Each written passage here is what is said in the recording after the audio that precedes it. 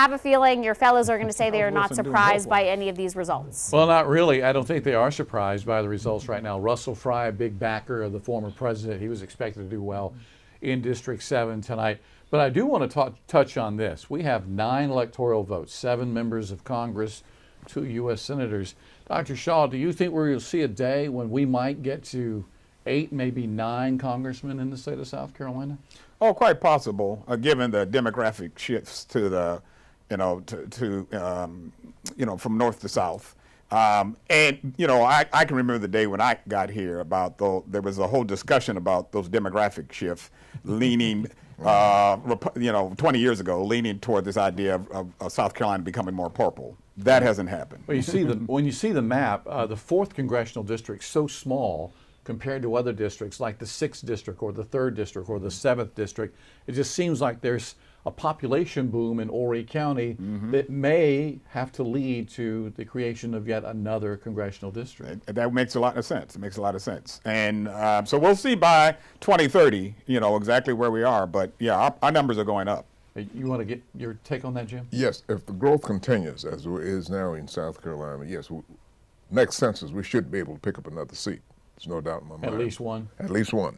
Yeah. At least one more, yeah.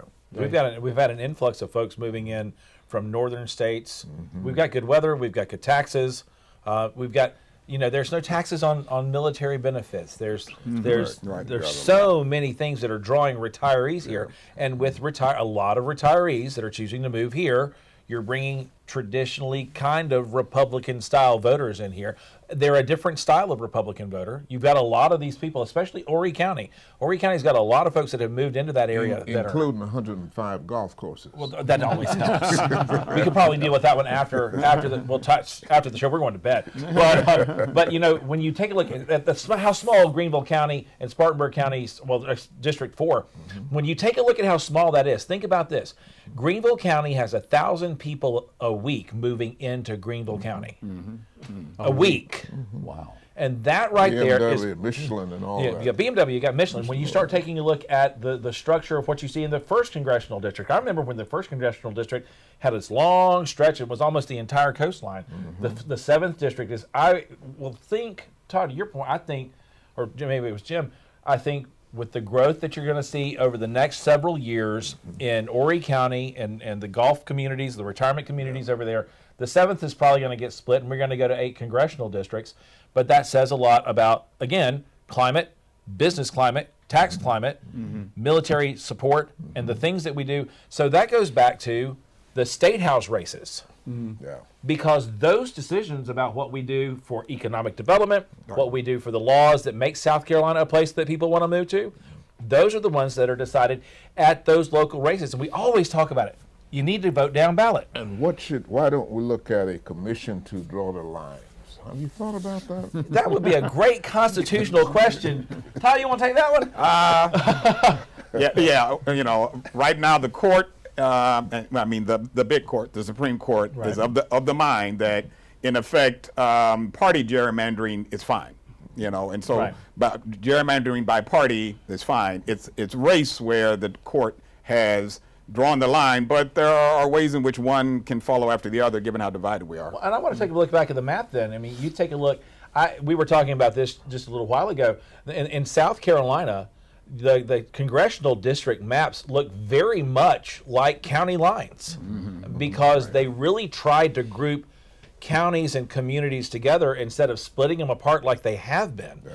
But I mean, and I don't mean this in any way other than you just take a look at the shape of the 6th congressional district. It is to try to maintain minority representation in Congress, which is important because 1/3 of South Carolina's population, but only 1/6 of the congressional district or congressional representation is African American. Yeah. There was a challenge to the first that was not successful. Right. And so that may have had an impact. That could have played into that as well. And so I think that plays into state politics has a big part in what's going on the national scene.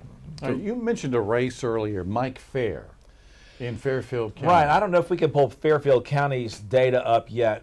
This is going to be an interesting race because, again, we go back to the fact that the district lines for House and Senate seats in South Carolina were redrawn in 2024, or really started in 22 after the census. So when you begin to look, the districts for Fairfield County, for Senator Mike Fanning's seat, had a lot of concentration in Fairfield County, but that district got redrawn, and a lot of what used to be north of there into Lancaster County and beyond, more predominantly Republican areas, that population was redrawn into that area in an attempt to make that a Republican seat. And that right there is a prime example of how the districts, how the structure and the makeup of the House and Senate in South Carolina gets made. Welcome to Don't Talk About How We Make Hot Dogs. So. When it comes to the presidential race, we have those numbers out of Fairfield County. Harris winning right now, 57 and 41%, but the former president with a check by his name. I guess the projection is he's going to win. I guess that would be for winning the state since it's South Carolina president there. But it's just interesting because we don't have the map able to break down by Senate districts and House districts to see what the map looks like overlaid on top of this, because while Fairfield County has a significant Harris lead over Trump, the district that's representing a good portion of Fairfield County also represents other counties in that area. You look at Lancaster County, I guess that's Chester County just above it on the way up to York County. Yeah. And so the way those lines get drawn right. determines who's going to be there. I want to bring up another subject from the CBS exit polling today. 74% of the voters that they surveyed today said inflation has been severe or moderate as far as a hardship over the past year for their families. 74%, 3 out of every 4 Americans say it's been severe or moderate. Is that going to matter when we see the final tally of these votes tonight, Jim? I think it will, even though gasoline is down to $2.63 a gallon in some places, $2.50. But you still have people who look at the cost of milk in the stores today and how it has gone up. So inflation is on the minds of a lot of people. And as a result of that, it made a difference in a lot of the voting here as well. The question got asked, are you better off than you were 4 years ago? I literally went to the grocery store night before last. I picked up 6-7 items, and it was $44. Now, I got 2 packs of meat, and my son and I can make some sandwiches, and that was great. But when you think about that, you're feeling it when you go to the grocery store. You're feeling it when you fill up the tank of gas. I've got sons who drive cars. They're like, Dad, how many more days do I have to work in order to fill up the tank? Can you borrow some money? I went, no, because I have to fill up my tank too. And that is a place that we thought, we had this whole discussion last time, we thought that the economics was going to play a big factor in 2022. That there was going to be this big red wave. Yeah. The big red wave really didn't happen, even though we were already feeling the economic impacts of inflation beginning to ramp up. You think South Carolinians voted with their wallet? I think so. I think even though we're seeing inflation cool, Americans and South Carolinians are still thinking about what were these prices like several years ago. And really we have to frame it prior to the pandemic, right? Because that pandemic, as fueled with the stimulus, is what heated the economy, if you will. Now, in broad respect, the American economy has recovered in ways that other parts of the Western world wished. But that's not how Americans, that's not how South Carolinians vote. They vote according to their own, pocketbook or wallet issues. And so that's where we are.